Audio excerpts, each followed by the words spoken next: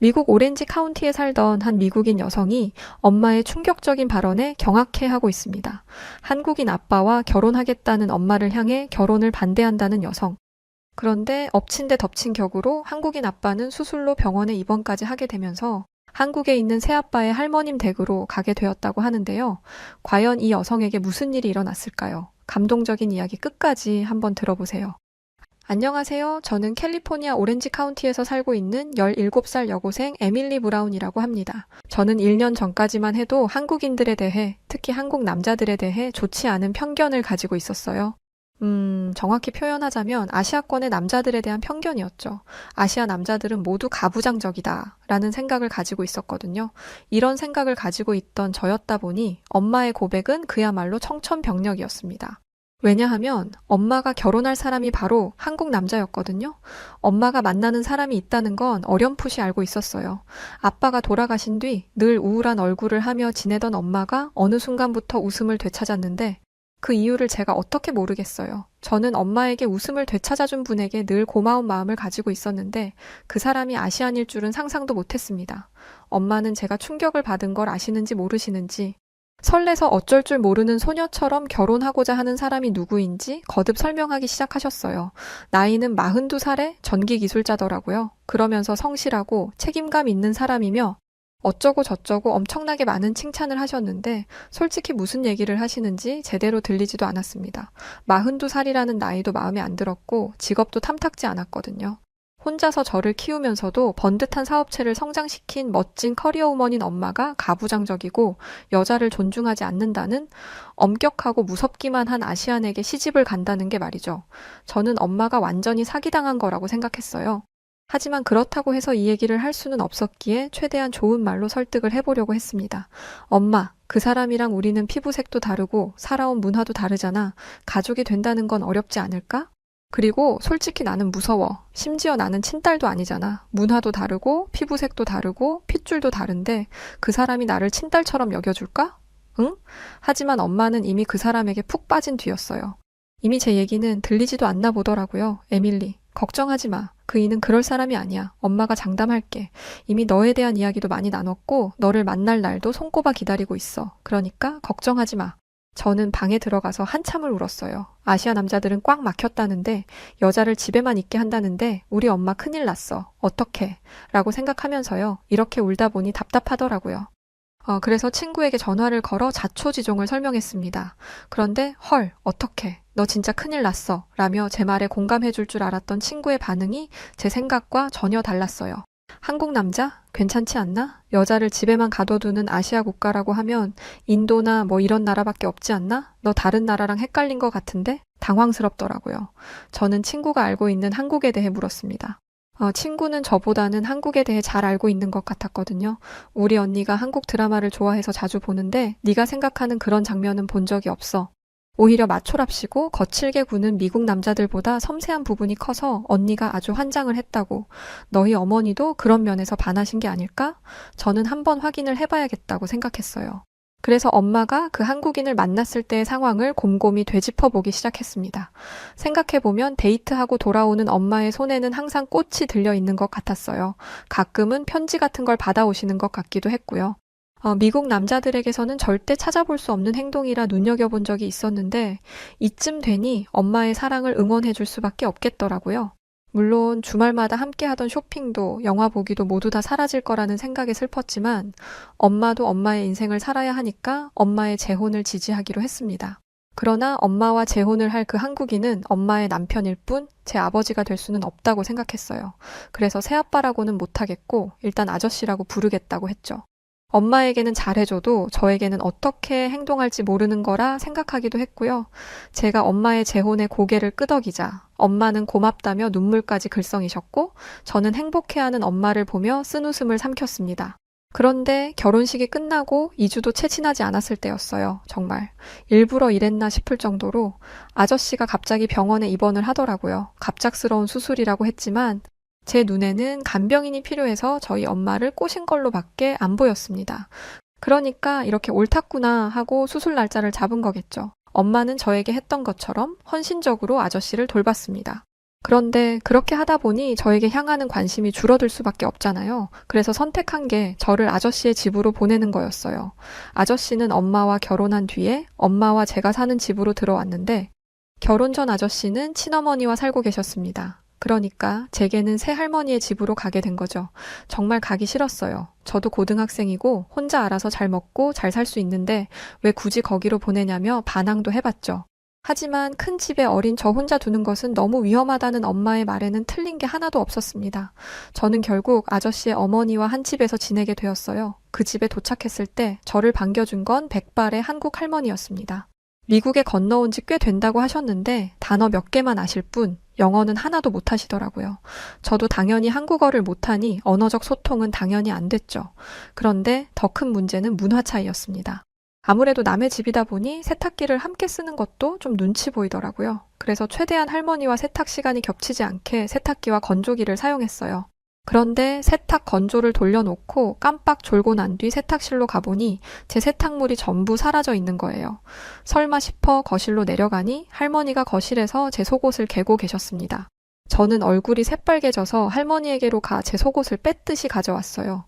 지금이야. 이게 한국에서는 흔한 거라는 걸 알지만 미국에서 평생 살아온 제게는 상당히 부끄럽고 민망한 일입니다. 게다가 할머니는 제 친할머니도 아니고 저와 만난 지 얼마 안 된 생판남과 다름없잖아요. 그런 사람이 제 속옷을 만지고 있다는 게 너무 부끄러웠어요. 제가 얼굴을 붉히며 씩씩거리자 할머니는 대체 왜 그러느냐는 표정으로 이상하다는 듯이 저를 바라보고 계셨습니다.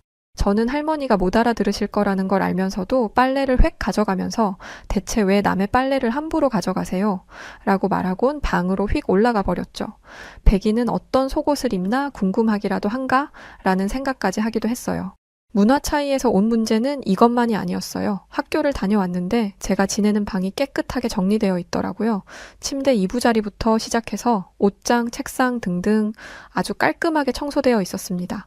여기가 호텔이었다면 당연히 땡큐겠지만 여기는 집이잖아요. 당시 그 모습을 본 저는 할머니가 내 방을 청소해 주셨다라고 생각하기보다는 할머니가 내 방을 헤집어 놓고 갔다는 생각이 컸습니다. 왜냐? 방이라는 곳은 가장 사적인 부분이니까요. 프라이버시가 가장 잘 지켜져야 하는 공간에 누군가가 들어왔다는 것은 미국에서 정말 큰 일이기 때문에 당시 저는 할머니가 제게 무례를 범했다는 생각을 할 수밖에 없었습니다. 이런 문화 차이로 인한 갈등이 생기다 보니 저는 할머니를 향한 불만을 가질 수밖에 없었어요. 그런데 설상가상으로 할머니는 저를 본격적으로 괴롭히기 시작하셨습니다. 바로 먹을 걸로 말이죠. 모든 문제의 시작은 할머니가 힘겹게 휴대전화로 번역을 해온 영어 문장 하나에서 비롯됐어요. 너 너무 말랐어. 처음에는 이게 뭔 소리인지 몰랐어요. 그저 칭찬인 줄 알았습니다.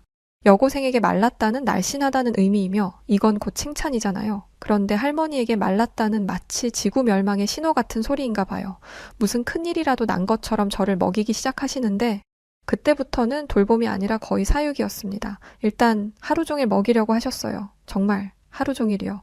원래 아침 등교 전에는 아무것도 먹지 않거나 먹어봤자 시리얼 혹은 토스트 하나 정도였는데 할머니는 새벽부터 일어나셔서는 쌀밥에 기본 반찬 6가지에 아침부터 고기 반찬까지 만들어주셨습니다. 급하게 나가야 하는 상황이라 식탁에 앉지도 못하면 저를 따라다니면서 제가 준비하는 동안 제 입에 밥을 떠먹여 주기까지 하셨어요. 화장실에서 로션을 바르는 제게 밥에 고기를 얹어 먹인다거나 옷을 갈아입는 동안에는 물을 주는 등 말이죠. 아무리 할머니와 갈등이 있어도 어른이 이렇게까지 하는데 됐다고 거절하는 건 인간으로서 할 짓이 아니잖아요. 저는 결국 아침밥을 먹기 시작한 며칠간 속이 더부룩해서 점심을 먹지도 못했어요. 겨우 소화를 시키고 학교를 다녀오면 더 큰일이 기다리고 있었습니다. 할머니는 간식이라면서 떡볶이, 김밥, 만두 같은 걸 산더미처럼 만들어 놓으셨어요. 제가 그냥 지나가려고 하면 어떻게든 하나라도 먹이려 하시는 탓에 앉아서 조금 주워 먹고 배부르다며 일어나려 하면 눈물까지 글썽이고는 하셨습니다.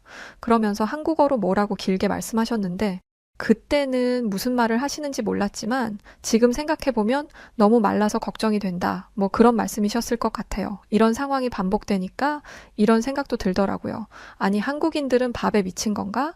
왜 이렇게 먹는 거에 집착하지? 한국은 얼마 전까지 못 사는 나라였다던데 그래서 먹는 것에 이렇게까지 진심인 건가? 라고 말이죠. 할머니의 사육은 밤늦게까지 끝나지 않았습니다.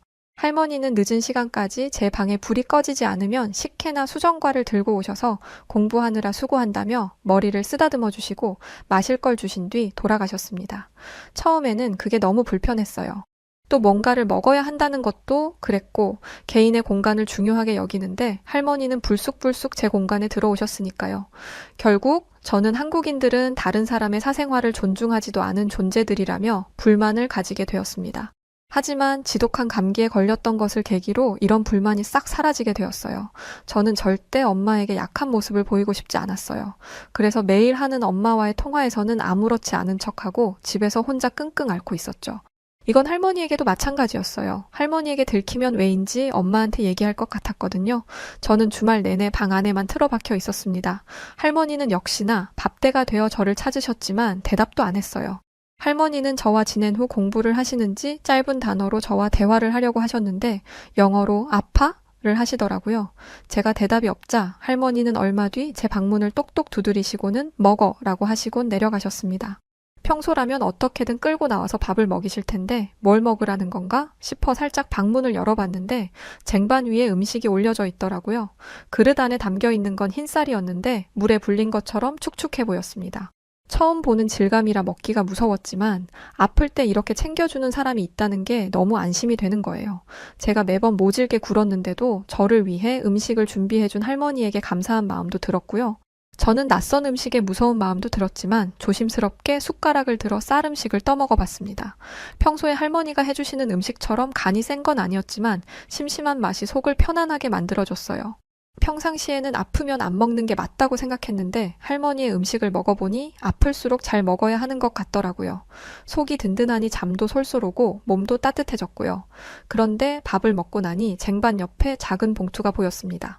그리고 봉투 안을 본 저는 그만 눈물을 터뜨리고 말았어요. 그 안에는 약이 종류별로 들어있었는데 할머니는 삐뚤빼뚤한 영어로 어떤 약인지 적어두셨더라고요.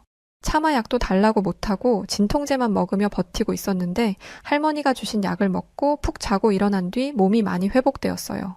그날 뒤로 할머니와 제 관계는 180도 달라졌습니다. 한국인들은 다른 사람의 사생활을 존중하지 않는다는 생각은 사라지고 이 모든 게 저를 향한 관심이라고 생각하게 되었거든요. 제 빨래를 개주신 것도 학교 다녀오면 피곤하기도 하고 숙제하느라 바쁠 저를 위해 제가 해야 할 일을 대신해 주신 거였죠. 다른 집 아이라는 생각도 없으셨던 것입니다. 이미 할머니에게 저는 내 손주였던 거예요. 저는 백인인 제가 아시안인 할머니의 손주가 될 수 없을 거라고 생각했는데 할머니는 저를 품어주신 거예요. 또 저를 힘들게 만들었던 음식 문제를 바라보는 시선도 달라졌어요. 물론 끊이지 않고 음식을 먹이시는 할머니 덕에 살이 찌기는 했지만 전처럼 그게 부담스럽다거나 기분이 상하지는 않았죠. 왜냐하면 할머니 눈에는 오동통한 제 모습이 건강한 모습이라는 걸 알았거든요. 그리고 할머니에게 가장 큰 효도는 잘 먹는 것이더라고요. 또 할머니가 보여줄 수 있는 최고의 관심은 맛있는 걸 챙겨주시는 것이었어요. 제가 아플 때 다른 것보다 밥부터 챙겨주신 것처럼 말이죠. 할머니와 2달 정도 지내면서 5kg 정도 쪘던 것 같아요. 그래서 퇴원한 아저씨와 돌아온 엄마가 절 보고 많이 놀라셨어요. 입도 짧은 애가 대체 뭘 먹었길래 5kg나 쪘냐면서요. 인스턴트 같은 거 많이 먹은 거 아니냐고 건강을 걱정하시길래 눈치를 보며 할머니가 해주신 음식만 먹었을 뿐이라고 했더니 엄마가 깔깔 웃으시면서 그러면 세상에서 가장 건강하게 통통해졌겠네 라고 하시더라고요. 인스턴트만 먹으면서 살이 쪘다면 피부부터 뒤집어져서 여드름으로 범벅됐을 텐데 제 피부는 광이 났고 머릿결은 반짝거렸어요. 소화기는 예전보다 건강해져서 오랫동안 안고 살았던 변비도 완전히 나았고요. 이 얘기를 했더니 엄마는 자기도 그렇다면서 깜짝 놀라시더라고요. 한식이 건강한 음식이기는 해. 우리는 채소를 먹으려면 샐러드를 먹는 게 전부인데 한식은 채소를 나물로 무쳐 먹거나 볶아 먹기도 하잖니. 맞아요. 심지어 미국에서는 탄산음료 같은 정제 음료수만 먹는데 할머니는 보리나 옥수수 같은 곡물을 이용한 차를 끓여주기도 하셨고 그 중에서도 제가 제일 좋아하는 건 식혜예요. 인공적인 맛없이도 건강한 음료를 만들 수 있다는 건 지혜 그 자체인 것 같아요. 그리고 햄버거나 프렌치 프라이처럼 기름에 튀기는 요리가 거의 없고 대부분 삶거나 구워서 만드는 점이 엄마와 저의 변비를 해결하는데 가장 큰 역할을 한 것 같더라고요. 한 가지 더 놀라운 건 엄마의 체중 변화였어요. 그런데 에밀리, 엄마 살 좀 빠진 것 같지 않니? 처음엔 엄마가 아저씨 간호하느라 살이 빠진 줄 알았는데 아니었어요. 엄마는 삼시세끼 다 먹으면서도 살을 빼셨더라고요. 아저씨가 드시는 걸 같이 먹었을 뿐인데 다이어트가 된 거죠. 샐러드 한 번 안 먹고요. 인스턴트 없이 한식만 먹었을 뿐인데 살이 빠진 거야. 그런데 너도 알지? 한식이 얼마나 맛있는지 말이야. 맛있는 걸 먹으면서 살을 뺄 수 있다니 이게 얼마나 행복한 일이야. 정말 맞는 말이에요. 맛있는 음식은 몸에 나쁘다는 생각으로 살아왔는데 맛있는 음식도 건강할 수 있더라고요. 저는 이런 한식을 접하게 해준 할머니에게 진심으로 감사한 마음을 가지게 됐어요. 그리고 저를 진짜 손주처럼 대해준 할머니에게 애틋한 마음도 생겼고요. 그래서 엄마, 아저씨와 함께 살 집으로 돌아가고 싶지 않았어요. 할머니는 좋았지만 아저씨와는 남 그 자체였으니까요. 하지만 집으로 돌아와야 했고 아저씨는 저와 가까워지기 위해 노력하셨어요. 하지만 결혼하자마자 엄마에게 병간호를 시킨 아저씨가 영 탐탁지 않아 피해 다니던 중 저희 학교에서 학부모 참관 수업과 동아리 공연이 주최됐습니다. 솔직히 안 오셨으면 했어요. 왜냐하면 엄마가 한국인과 결혼했다는 이유로 학교에서 듣지 않아도 되는 이야기를 듣고 있었거든요. 그 이야기의 중심에는 일본인 마이코가 있었습니다. 마이코는 인기인이었어요. 마이코의 아버지가 일본 대사관에 계셨기 때문이었죠. 당시 저희 학교에서는 일본 붐이라 할 수 있을 정도로 일본과 관련된 모든 게 유행이었어요. 일본 애니메이션, 영화 등등. 그런데 문제는 이 모든 유행을 선두하는 마이코가 한국을 싫어하는 애였다는 것입니다. 마이코는 저희 엄마가 한국인과 결혼했다는 걸 알자마자 저를 괴롭히기 시작했어요. 너네 엄마가 한국인이랑 결혼했으면 너도 한국인인 거네? 얼른 가서 노란색 페인트라도 발라. 한국인이라기엔 피부가 너무 하얗잖아. 라든가 한국은 일본의 보살핌이 필요한 나라인데 건방지게 아닌 척하고 있어. 지금이라도 일본에게 도와달라고 요청하면 넓은 마음으로 받아줄 텐데 한국인들은 거만해서 그러지 않을 거야. 라면서 다른 친구들을 선동하기도 했죠. 사실 이때까지만 해도 이건 제게 큰 타격을 주지 못했어요. 제 정체성을 한국인이라 하기는 어려웠으니까요. 하지만 이것만은 정말 기분 나쁘더라고요. 마이코는 자기 아빠는 대사관에서 일하는데 제 새아빠는 두꺼비 집이나 만진다면서 비아냥거리고는 했습니다. 이게 한국인과 일본인의 차이야. 일본인은 큰 일을 하지만 한국인들이 할 수 있는 일은 하찮은 일밖에 없어. 에밀리, 능력 없는 새아빠를 가지게 된 기분이 어때? 이렇게 말하니까 기분이 확 상한 거예요. 저는 제가 아저씨를 안 좋아한다고 생각했는데 욕을 해도 내가 욕한다라는 감정 때문이었는지 마이코에게 욱하고 말았습니다. 야, 이 사람이 무슨 일을 하는지가 뭐가 중요해? 어떻게 일을 하는지가 중요한 거야. 우리 새아빠는 누구나 인정하는 성실한 분이셔. 네가 그렇게 함부로 말할 사람이 아니라는 뜻이야. 이렇게 말했음에도 마이코는 특유의 얄미운 표정을 지으며 지나갔고 이후로도 저를 조롱하는 걸 멈추지 않았습니다. 물론 속상했지만 아저씨와 함께 있으며 행복해하는 엄마의 모습을 보면 티를 낼 수가 없었어요. 그래서 두 분이 학교에 오시지 않기를 바랬어요. 오시면 제가 괴롭힘 당하는 걸 볼 수도 있으니까요. 하지만 두 분은 학교에 오셨고 저는 제 발표 순서를 기다리고 있었습니다. 아니나 다를까 마이코는 계속 깐죽거리면서 야, 저 사람이 네 새아빠야? 전기공사는 실내에서 하지 않아? 그런데 왜 피부가 까무잡잡해? 밖에서 전기공사를 하나? 라며 킥킥거렸죠. 저는 무시하려고 노력했습니다. 그런데 잠깐의 쉬는 시간이 되자 저희가 있는 쪽으로 마이코의 아버지와 아저씨가 오더라고요. 아저씨는 마이코의 아버지에게 먼저 인사를 건네었는데 마이코가 자기 아버지에게 뭐라고 속닥거리자 마이코의 아버지는 아저씨의 악수를 무시하고 이렇게 말했습니다. 한국인입니까? 아저씨는 자존심도 없는지 인사를 무시당했다는 건 생각도 못하고 그렇다고 대답하시더라고요. 그러자 마이코의 아버지는 한국인이 백인 딸을 갖다니 소원 이루셨겠습니다. 라고 딱 봐도 비꼬는 듯한 말을 했습니다. 이건 저와 아저씨를 둘 다 농락하는 말이에요. 아저씨가 엄마와 결혼한 이유가 사랑해서가 아닌 엄마가 백인이어서이고 제 피부색을 가지고 이렇다 저렇다 왈가왈부하는 거잖아요. 너무 수준 낮은 언행을 듣자 참을 수가 없어서 이렇게 말했어요. 대사관 직원이라는 분의 말씀이 심하시네요. 당장 우리 아버지에게 사과하세요. 아저씨는 제가 아버지라고 부른 것에 많이 놀라신 듯 했어요.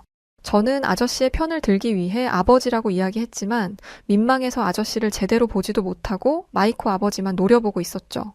그런데 아저씨는 제 편을 들어주지는 못할 망정 이렇게 말하는 거예요. 에밀리 괜찮아. 어른들의 일은 어른들끼리 해결할게. 그러고는 저를 데리고 돌아가시면서 마이코 아버지에게 이렇게 말씀하시더라고요. 나중에 다시 이야기할 날이 오면 좋겠네요. 그러자 마이코의 아버지는 저희 대사관에 전기공사 할 일 있으면 부르죠. 뭐 라고 비아냥거리는데 마이코의 얄미움이 어디서 왔는지 알겠더라고요. 어른이고 뭐고 꿀밤을 때려버리고 싶었습니다. 저는 아저씨에게 왜 가만히 있는 거냐고 따지고 싶었어요. 아저씨는 짜증도 안 나요? 이렇게 그냥 가버리면 집에 가서 후회할걸요. 솔직히 말해보세요. 지금 당장이라도 가서 멱살 잡고 싶으시죠? 네? 그런데 아저씨는 정말 괜찮아 보였어요. 마이코의 아버지는 벌써 잊었다는 듯이요. 애써 괜찮은 척 하시는 건가 싶었는데 아저씨는 진짜 괜찮으신 거더라고요. 에밀리. 싸움은 비슷한 사람들끼리나 하는 거야. 이때는 아저씨의 말이 무슨 뜻인지 몰랐죠. 저는 의아해하며 제 발표 순서를 기다렸습니다. 그런데 그때였어요. 제 바로 앞 순서 헤라가 갑자기 과호흡을 하면서 심장을 부여잡고 털썩 주저앉는 거예요. 그러면서 숨을 헐떡거리며 에밀리, 나 못하겠어. 라고 울더라고요. 너무 당황스러웠어요. 몸을 벌벌 떨면서 숨이 넘어갈 것 같은데 상황이 심상치 않자 주변 사람들이 하나둘 모이더라고요. 설상가상으로 담임 선생님은 초짜 선생님이라 저희보다 당황한 상태였어요. 이때 교감 선생님이 나서서 헤라를 붙잡으셨습니다. 헤라야, 왜 그러니? 갑자기 왜 그러는지 말 좀 해보렴. 그런데 이게 헤라를 더 놀라게 했나 봐요. 헤라는 더 놀랐는지 눈을 뒤집어 까면서 뒤로 넘어갔고 웅성거리는 소리는 더 커져갔어요. 누군가가 911에 신고를 한 것 같기는 한데 뭘 어찌 해야 할지 모르겠더라고요. 그런데 그 상황에서 저를 깨우는 목소리가 들려왔습니다. 아주 익숙한 목소리로 저거 귀신 들린 거 아니야? 아니면 약이라도 했나? 경찰 불러야지. 라는 소리였죠. 아니나 다를까 마이코의 아버지였어요. 약이라는 말이 나오자 웅성거림이 더 커졌어요. 부끄럽지만 미국에서는 이 문제가 좀 심각하기는 하잖아요. 그때 누군가가 헬에게 가까이 가니 마이코의 아버지는 가만히 있지는 못할 망정 앞으로 나서서는 이봐요. 괜히 덤터기 쓸 수 있으니까 그냥 가만히 있어요. 경찰이 오든 구급대가 오든 그때까지 가만히 있으라고요. 정신병이라도 있는 애를 잘못 건드렸다간 큰일 납니다. 라고 사람들을 말렸죠. 점점 헤라의 상태는 심각해졌고 뭐라도 해야 할 것 같았던 찰나 아저씨가 나타났어요. 다들 뒤로 물러나 주세요. 공간이 필요합니다. 그리고는 순식간에 상황을 통제했죠. 마이코의 아버지는 코웃음을 치면서 이렇게 말하더라고요.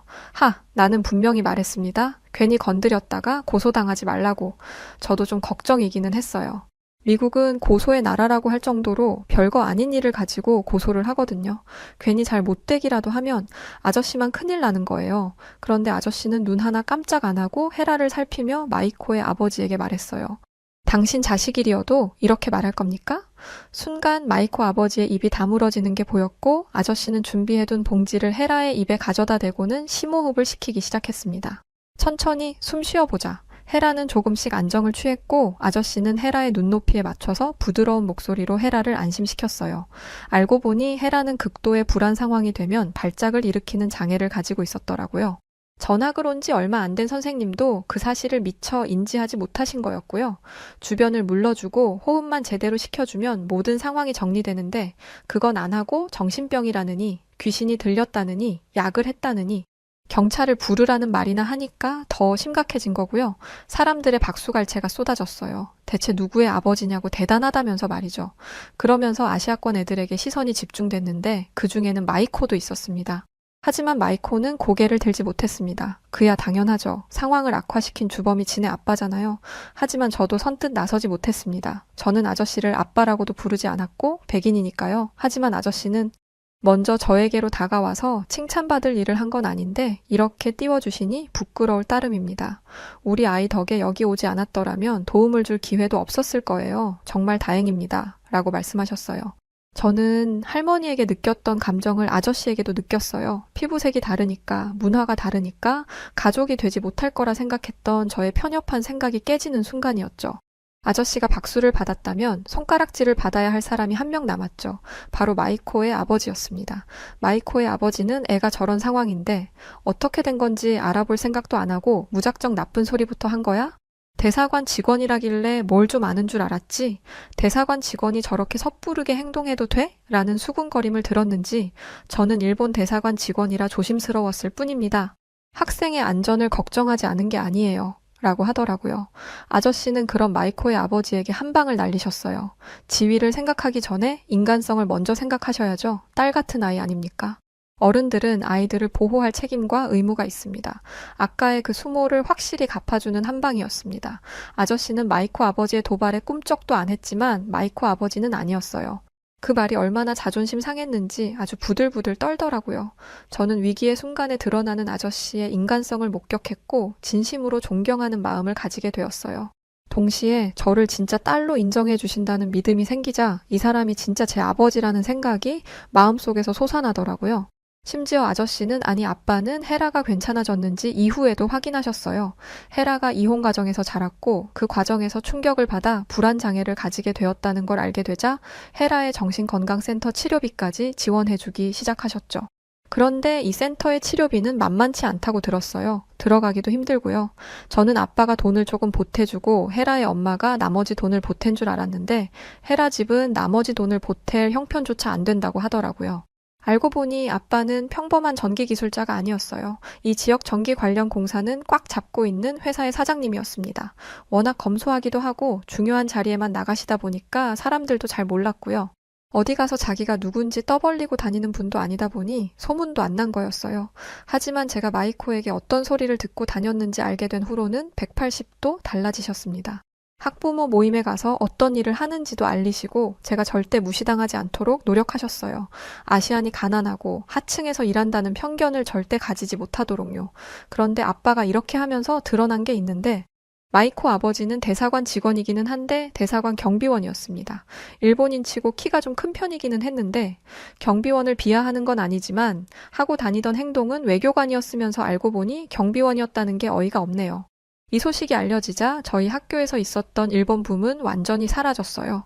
대신 한국으로 완전히 뒤덮여 버렸죠. 게다가 할머니가 싸주신 반찬으로 점심 도시락을 가져간 후로는 한식 붐이 일어서 한식데이라는 게 생기기까지 했답니다. 지금의 저는 너무 행복해요. 아빠와 할머니가 없었을 때는 어떻게 살았나 모를 정도로 말이죠. 이제 할머니를 모시고 함께 살려고 하는데 얼마나 기대가 되고 행복한지 몰라요. 아빠가 내년엔 꼭 한국에 데려가 준다고 하셨는데 얼른 그날이 오면 좋겠습니다.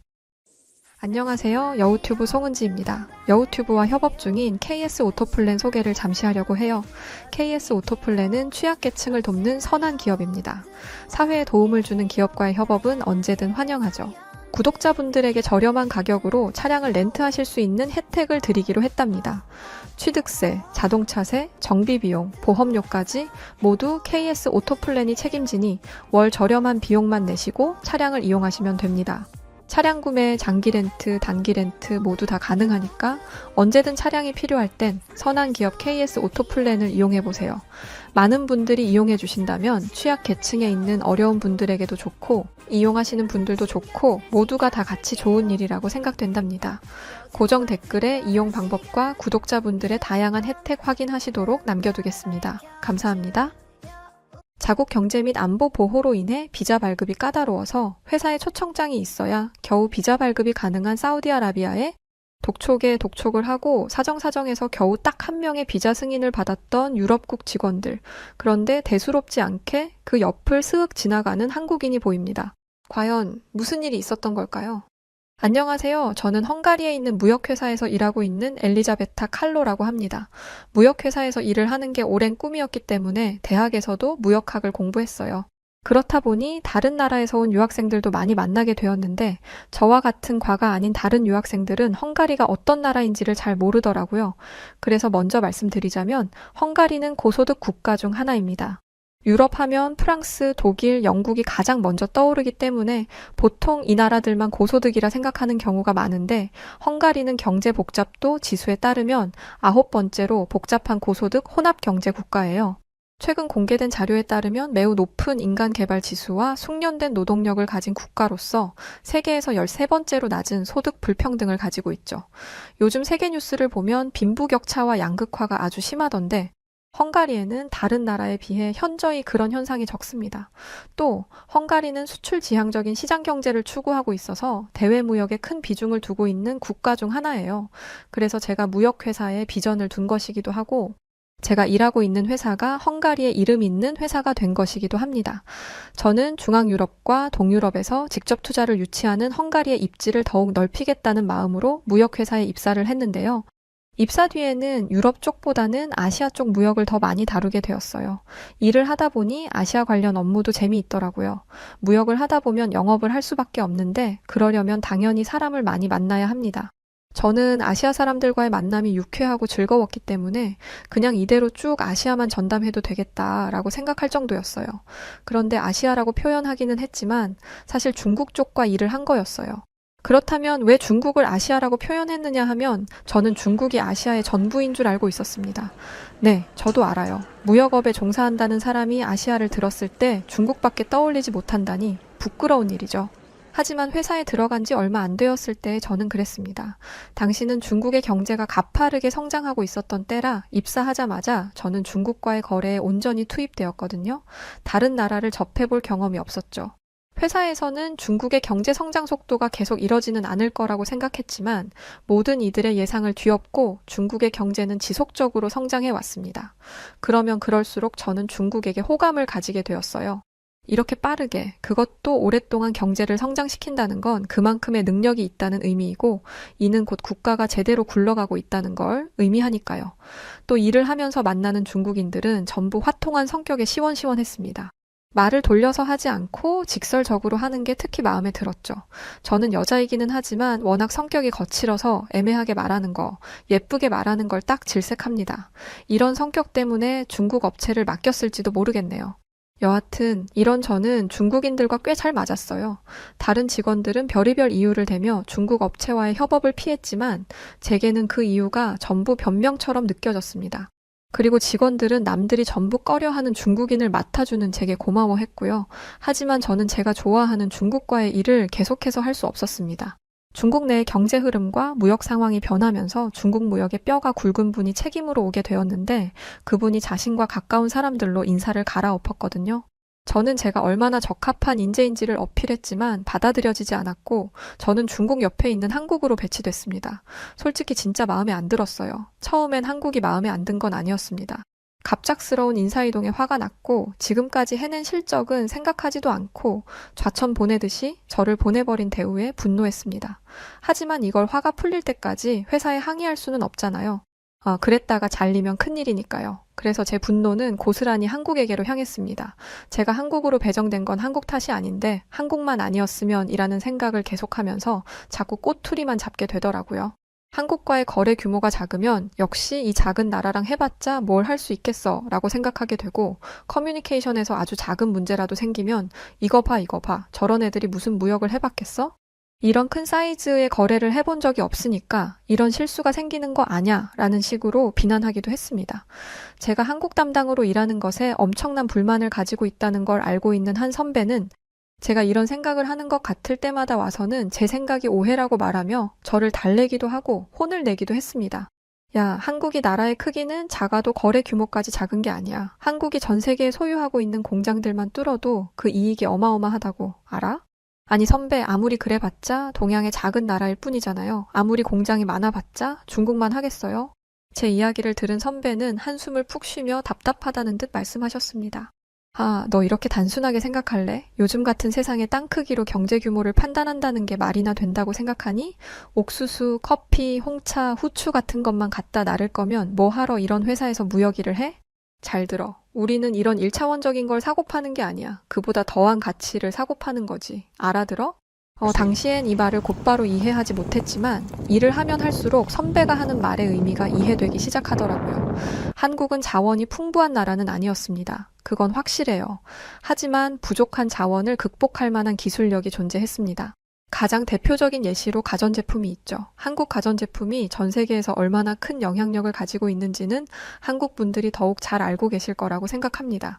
저는 한국 가전제품, 특히 TV와 냉장고가 전 세계 시장 점유율 1위를 차지하고 있다는 걸 보고 깜짝 놀랐어요.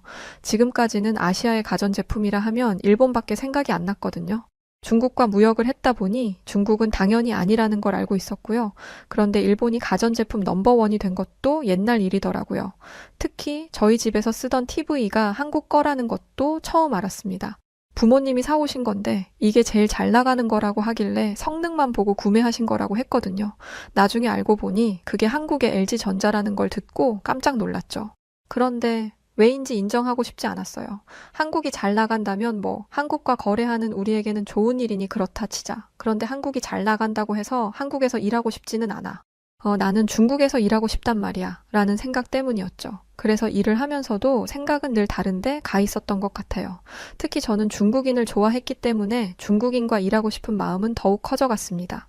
제가 딱 그런 사람이거든요. 일보다 사람이 좋아야 하는 사람, 사람이 좋아야 일을 하고 싶어지는 사람. 그러던 중 한국인 직원 상준 씨가 저희 부서로 들어오게 되었습니다.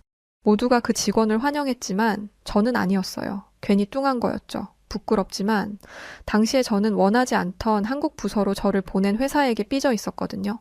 그래서 한국과 관련된 모든 게 다 짜증난 상황이었습니다. 당연히 한국인 직원 상준 씨도 마음에 안 들었죠. 그런데 제 마음을 아는지 모르는지 상준 씨는 회사에 들어오자마자 두각을 드러내기 시작했습니다. 여기에 오기 전에는 한국에 있는 회사에서 일을 했었다고 들었는데 그렇다고 해서 경력이 아주 오래된 건 아니었어요. 그런데 그럼에도 불구하고 몇 년 동안 일했던 저보다 100번 낫더라고요. 저는 제가 그렇게 질투가 많은 사람이라는 걸 상준 씨를 보고 처음 알았습니다. 상준 씨는 여자이면서 왈가닥한 성격의 저와는 정반대로 남자이지만 섬세한 성격이었어요. 다른 나라도 그런지는 모르겠지만 헝가리에서는 섬세하게 구는 남자를 굉장히 무시하는 경향이 있습니다. 계집애처럼 행동한다라면서 상처 주는 말을 하기도 하죠. 사과를 깎아왔는데 토끼 모양으로 깎는 걸 보고 다른 사람들도 저처럼 상준 씨를 무시할 거라고 생각했습니다. 자고로 남자라면 사과 깎을 때 모양 같은 건 생각 안 하고 숭덩숭덩 깎는다는 게 제 생각이었거든요. 그런데 전혀 아니었습니다. 회사에서 가장 남자답다는 얘기를 많이 듣고 본인도 그런 자신의 남성성을 자랑스럽게 여기는 사람도 상준 씨의 섬세한 태도를 칭찬하더라고요. 저한테는 엘리자베타 씨는 뭐만 하면 깍깍거리는 여자들이랑은 달라서 좋아요. 털털한 여자는 매력적이죠. 라고 말한 사람이기도 했습니다. 저한테 이런 말을 한 사람이 여자도 아닌 남자가 여자처럼 행동하는 걸 칭찬한다? 저는 제 앞에서 벌어지는 상황을 보고 얼떨떨함을 감추지 못했습니다. 그래서 저도 모르게 이렇게 말했어요. 그런데 남자가 이런 사과 깎는 건 처음 봤네요. 상준 씨는 어렸을 때 농구나 축구보다는 바느질을 좋아했을 것 같아요. 그렇죠? 제 말의 속뜻은 너는 남자답지도 못하고 여자애같이 자랐을 거야 라는 의미였습니다. 저는 한 성깔 하는 남자라면 이 말에 발끈할 거라 생각했어요. 그런데 겨우 이런 말로는 상준 씨를 자극할 수 없었습니다. 농구랑 축구보다는 야구를 더 좋아하기는 했어요. 바느질은 학교에서 배우기는 했지만 영소질이 없었네요. 과일을 잘 깎게 된 건 어머니가 과일을 좋아하셔서 아버지가 평생 과일을 깎아주셨어요.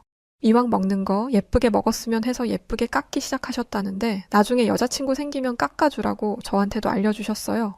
제 말에 전혀 타격을 받지 않고 마지막에는 저 이렇게 과일 잘 깎으니까 여자친구 생기게 주변에 소문 좀 많이 내주세요 라는 말로 분위기를 전환시키기까지 하더라고요. 제가 상준 씨를 탐탁지 않아 한다는 걸 알고 있는 사람들은 상준 씨를 건들려는 제 말을 듣고 움찔했었는데 상준 씨 덕에 이 사람들도 마음을 한시름 놓은 것 같았죠. 이 다음 날부터 상준 씨의 이미지는 더욱 좋아졌습니다. 다정다감한 한국 남자라는 별명을 얻으면서 모든 여직원들의 선망의 대상이 되었죠. 상준 씨와 같은 남자라면 지금 당장이라도 결혼할 거라는 말이 나오기도 하고 한국에는 상준 씨 같은 남자가 많다는데 헝가리 남자와 한국 남자들을 바꿔서 데려오자 라는 말들도 심심치 않게 들려왔어요. 그런데 남자들도 상준 씨를 좋아하더라고요. 알고 보니 술을 엄청 잘 마시고 남자들 무리해서 분위기도 잘 타고 분위기를 리드하는 방법도 잘 알아서 회사에 온 지 얼마 되지도 않아 리더의 역할을 하고 있었습니다. 즉 모두의 호감을 사는 사람이었다는 거죠. 하지만 아무리 그래도 회사잖아요. 일을 못하면 꽝이죠. 하지만 일은 말할 것도 없었습니다. 똑같은 시간 동안 일을 하는데 상준 씨가 10개의 일을 처리하는 동안 다른 직원들의 모든 업무량을 다 합쳐도 상준 씨를 따라가는 게 버거웠어요. 일도 빨리 할 뿐만 아니라 효율적으로 일하는 방법을 알더라고요. 저는 이런 상준 씨를 보면서 배워야 할 점이 많다는 걸 알고 있었지만 인정하고 싶지 않았습니다. 지금 와서 생각해보면 모든 게 질투였던 것 같아요. 모두의 인정을 받으며 승승장구하는 상준 씨와 상준 씨보다 선배임에도 불구하고 부서를 이동한 후에는 실적을 내지 못하는 제가 비교됐으니까요. 상준 씨에 대한 질투심이 깊어지면 깊어질수록 저는 어떻게든 흠을 잡으려고 했어요. 그중 하나가 상준 씨의 국가가 한국이라는 점이었습니다. 한국은 무역을 함에 있어서 매우 매력적인 국가이기는 하지만 한 번씩 긴장 상태가 될 때가 있기는 했어요.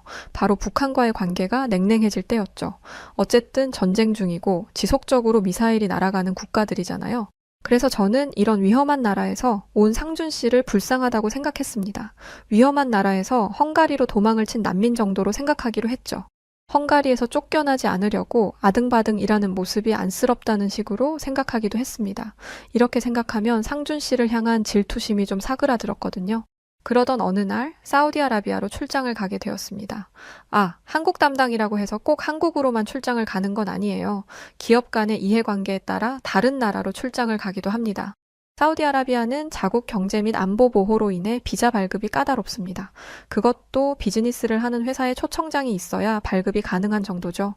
그래서 출장이 한번 잡혔다고 하면 비자 발급부터 받아야 합니다. 그런데 그 즈음에 유달리 비자 발급이 더뎠어요. 비즈니스 목적으로 간다고 얘기했고 초청장까지 보냈는데도 안 되더라고요. 독촉에 독촉을 더하고 사정사정해서 한 명의 비자 승인이 되었지만 다른 직원의 비자 승인은 될 기미가 안 보였습니다. 그래서 출장 인원에 없었던 직원들도 비자 승인을 받게 지시했어요. 그리고 그 중에는 상준 씨도 있었죠. 근데 한 2주 지났나요?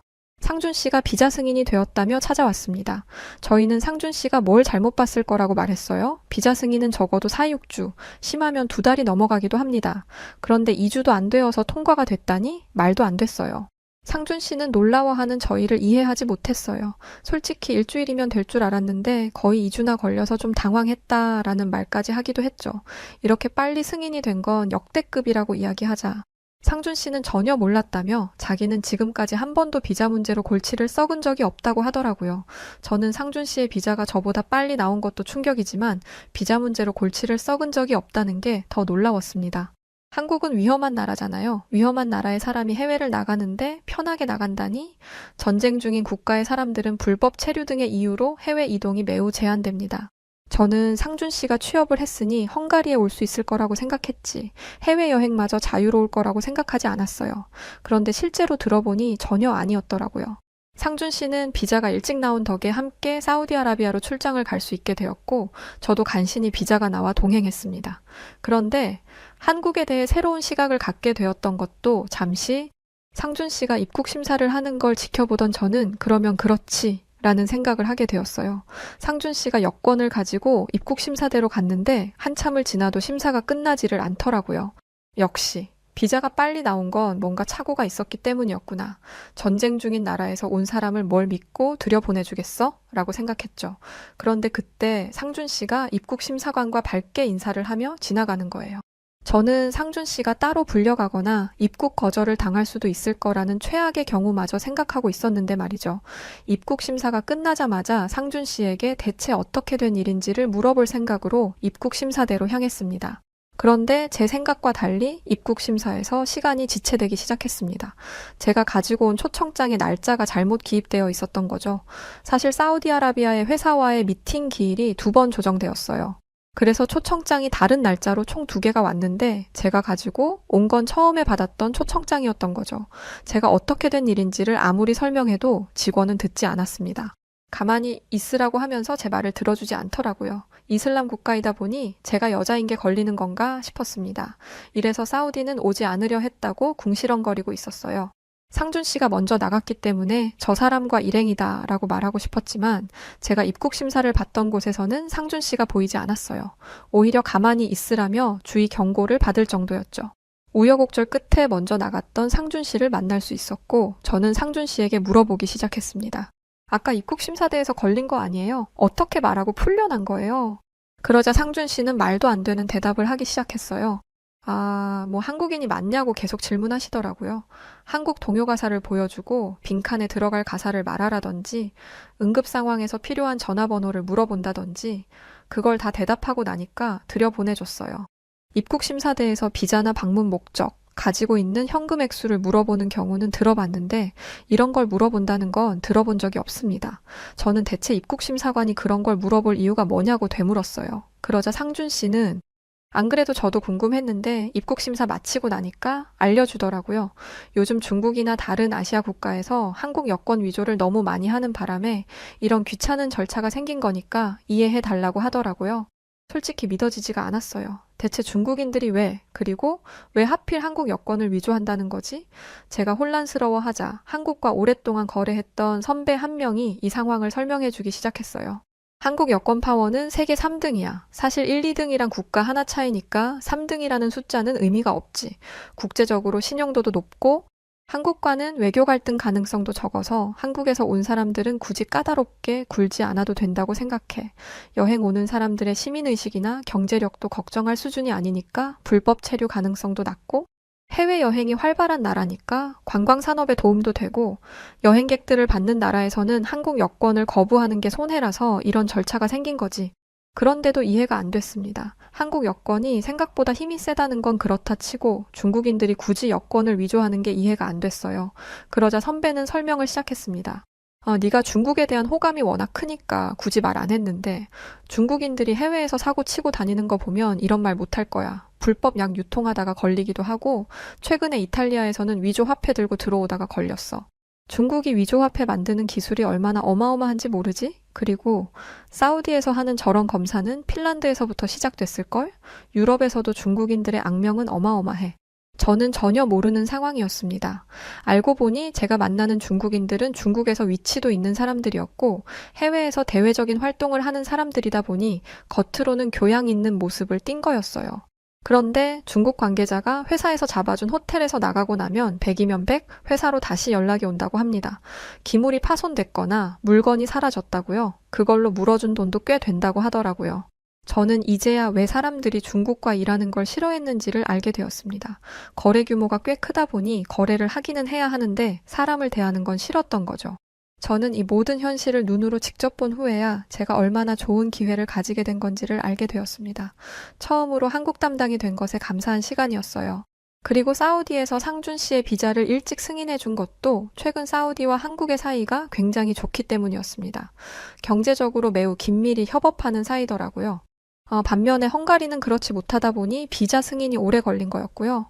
상준 씨가 저희 회사 직원이 아니었다면 아마 비자 발급을 받지 못했을 거라는 우스갯소리도 나올 정도였으니 사우디에서 출장을 무사히 마치고 돌아온 저희 팀은 상준 씨에게 덕분에 출장을 다녀올 수 있었다라고 농담을 건네기도 했습니다. 출장 이후 저는 상준 씨와 가까워지게 되었고 저는 열정을 다해 한국과의 거래에 전념하기 시작했어요. 그리고 그리 오랜 시간이 걸리지 않아 한국으로 첫 출장을 가게 되었습니다. 당연히 상준 씨와 함께였죠. 비행기에서 내린 뒤 입국 심사를 받으러 가는 길. 입국 심사는 내국인과 외국인이 다르게 받잖아요. 그래서 상준 씨와 다른 곳으로 가는 게 이상하지는 않았습니다. 그런데 잠깐 고개를 돌린 사이에 상준 씨가 사라져 있더라고요. 깜짝 놀랐습니다. 잠깐 고개를 돌렸을 뿐인데 그 복잡한 장소에서 상준 씨가 감쪽같이 사라진 거니까요. 주변에 엘리베이터나 다른 길이 있는가 봤는데 그런 것도 아니었습니다. 그리고 분명히 비행기에서 한국인들이 많이 내렸기에 아까까지만 해도 한국인들이 북적북적거렸어요. 그런데 상준 씨가 사라진 그 시점에 보니 상준 씨뿐만 아니라 그 많던 한국인들도 몇 명을 제외하고는 싹 사라졌습니다. 이상한 걸 느낀 건 저뿐만이 아니었어요. 저와 함께 한국으로 왔던 헝가리 출신 직원도 의아함을 나타내고 있었습니다.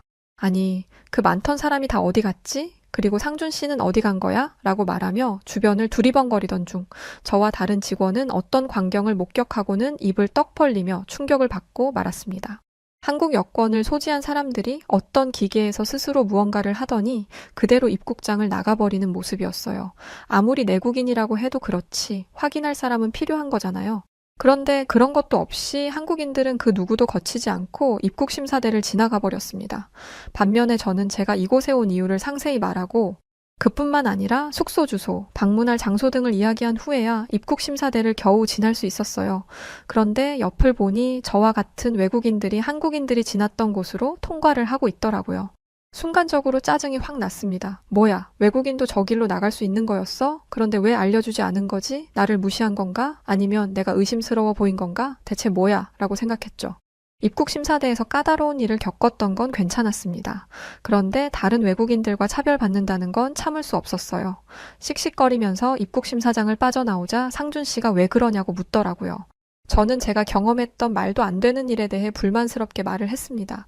솔직히 한국에게 정말 많이 실망했어요. 상준 씨만 보고 좋은 나라라고 생각했는데 대체 이게 뭔가요? 사람을 무시해도 유분수지. 어떻게 다른 외국인들은 쉽게 들여보내주면서 우리한테만 다르게 행동할 수가 있어요? 이건 명백한 차별이에요. 제가 이렇게 말하자 상준 씨는 진정하라고 뭔가 오해가 있는 것 같다고 하더라고요. 저는 상준 씨에게도 상준 씨 나라니까 그렇게 말하겠죠? 라고 퉁명스럽게 말을 했죠. 그런데 상준 씨의 이야기를 듣자마자 저는 화끈거리는 얼굴을 겨우 진정시켜야 했습니다. 저건 자동 입국 심사대라는 건데 여권 정보와 지문, 얼굴 인식을 마치면 자동으로 입국할 수 있게 하는 거예요. 그래서 한국 정부에 얼굴, 지문 정보가 등록된 사람들은 다 이용할 수 있죠. 저걸로 통과한 외국인들은 한국에 외국인 등록을 해둔 외국인들일 거예요. 외국인 등록증이 나온 사람들은 이용 가능해요. 너무너무 부끄럽더라고요. 동시에 놀라웠습니다.